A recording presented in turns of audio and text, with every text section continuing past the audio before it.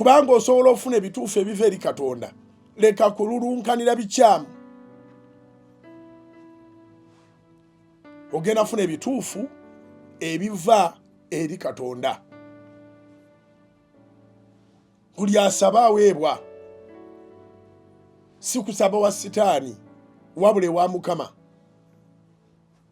Buli anoonya alaba.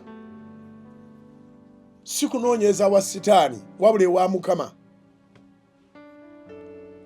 Buli akonkona aggulirwawo oluggi.